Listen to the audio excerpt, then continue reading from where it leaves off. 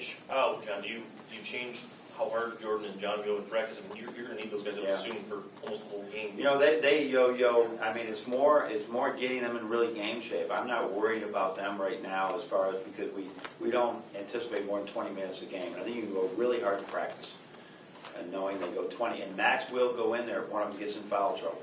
So I'm not too worried about that. I'd be more worried if you know, we only had two guys. We didn't have Max at all. But there are two kids that are highly conditioned athletes that really work at their bodies, and they're in pretty good shape. And now, but they weren't game shape. They just weren't. And now they can get in game shape. I think that's important. Go right over to John. Speaking of combinations, how do you like what you've got it with Derek and Spike right now, and do you expect that the mix to change any over the course of the season? The last couple of games, and I don't know if we did the other day, I guess, but we like playing them both together as well, depending on what we're seeing from the other team, what the matchups are, the size difference, etc.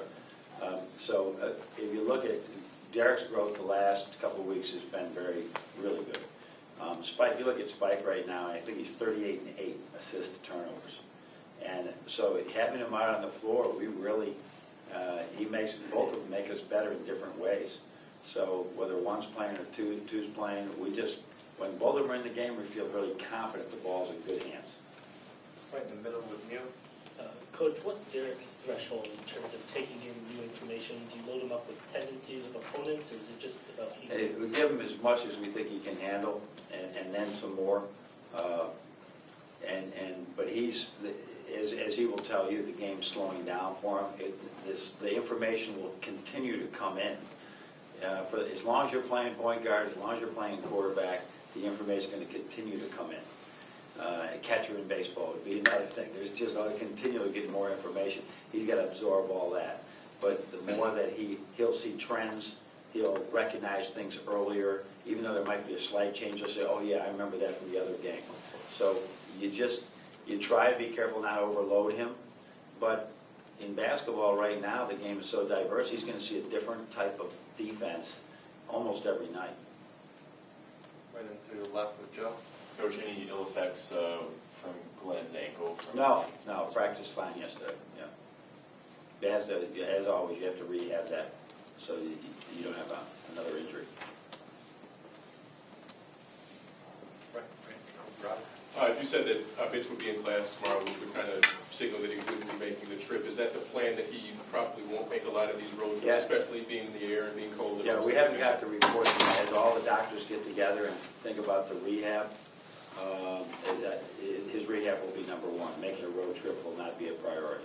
If there is some times, and then you think about the stress on your back when you're sitting in planes, and I don't care how big the plane is, it's a small plane to Mitch.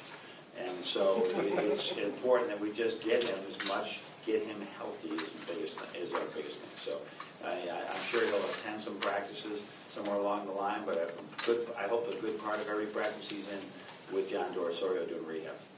Right in the back with Jenny. So Nick Stauskas has been doing a great job scoring for you guys all year, but in these first two Big Ten games, he's also leading in assists. Can you comment a bit about how he's been distributing the ball? Yeah, he's our leading assist guy right now, and it's I believe he is. I thought I checked that. He is, isn't he? Yeah. And he's seeing the floor. One thing that gives him a great advantage, Jenny, is that he sees over the top. At 6'6", a guard, he can see things that Spike and Derek can't see. He can make hook passes, and he can go underneath. And Darius Morris had that advantage as well. So he showed a lot of that. And now, yet in the game with Northwest, he started the game with just like a really bad turnover to start the game, where he jumped in the air and tried to make a decision. He's learning how to do the things better as he goes along. But a big thing, they said, to have a guy that can shoot like that, and then be able to drive and pass, really is good for us, good for his future.